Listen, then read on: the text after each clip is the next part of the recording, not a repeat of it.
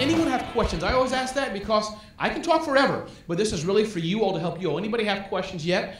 Okay, none yet. I'm sure some will. Okay, good. We have one. So maybe Matthew, or there. I think there's no mics out there, right? So maybe you can come up next and just take this, and then those who have a question, where you're at is where the question will go. But we'll do that in a minute. I think we have one behind you. So great. So I just have two questions real quick, and everybody doesn't have to answer it, but one person can, or as it were. I'm curious about the aspect of social credit. I've heard a bit that there's going to be more and more, going back to your instance issue, that people looking at your Twitter and Facebook and LinkedIn, et cetera. Briefly, can you talk briefly, or one or two, but can we just talk about that, this aspect of, is that coming, is it real?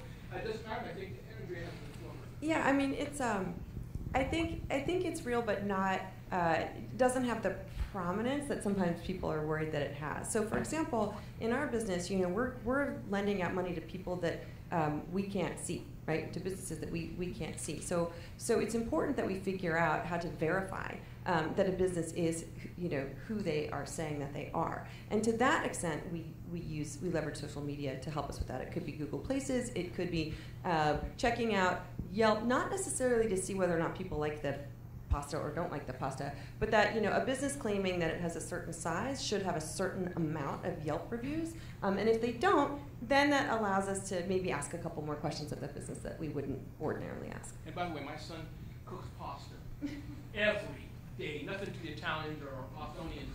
I just don't like pasta. I can't stand it. We have it all the time. Yeah.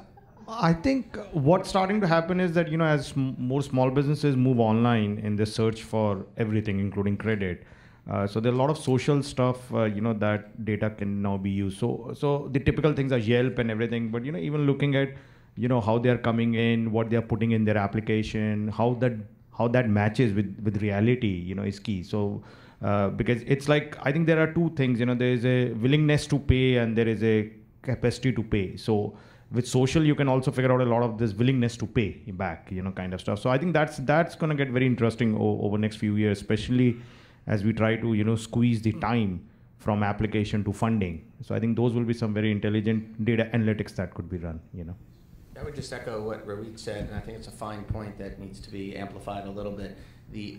Most of us up here in our respective credit departments are really good at determining someone's ability to pay. But as Rohit properly coined it, the willingness to pay is the hardest thing for someone to underwrite in an abbreviated period of time. And the data that's out there on the social networks gives each of our organizations a little bit of insight into the type of person that we're dealing with, and hopefully from that we can glean or determine their willingness to pay. Yeah, I would just add to that. For Can Capital, first of all, let me pause for a second. I happen to be married to a small business owner. She's been a small business owner for the past 10 years. Every small business owner should have a digital and social footprint. Absolutely, it has a huge impact. If you don't know that, now you do. Please do that. From our perspective, in terms of underwriting and determining the risk associated with a small business, at this time we really don't. We're much more focused on looking at the business performance from a financial perspective. What does your cash flow look like? We do want to take a look at your business statements, as we really feel that is the truest indication of how healthy you are as a business owner and how you're managing your business. So and the second question I have, and then we'll open it up. If you have a question, just raise your hand so Nicholas can see it and we can get ready there. We can have the mic queue ready to go. We're going to move real quick. Second question I have is, can you talk about the aspect of too much funding? We heard a lot from, I think, Gene may have mentioned it, and others. I know Damon John talks about working as if you're broke. Anybody heard, has he said that? Am I right? Okay, just say I'm right. So he talks about running your business as if you're broke because too much money can sink you. Any thoughts, comments, right, wrong on the aspect of maybe somebody shouldn't ask for money because they should, stretch that dollar as much as they have versus easily getting $10. So anybody can answer. I think you're ready. Yeah, and I think that's a very good question, because what's happening is that small businesses have been pretty credit starved for last 4 or 5 years, and now all of a sudden a lot of money has come into this space. So we are starting to see a lot of stacking. What we mean is that business borrowers are borrowing money from one lender and then from the other lender.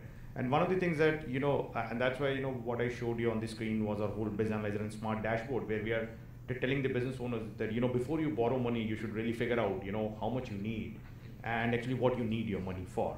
because as much as not having money can kill your business, borrowing too much will actually surely kill your business. If you're not able to manage, the repayment. So I think that's something very important that for any small business owners to plan it. And I think as platforms or as lenders, I think it's our responsibility also to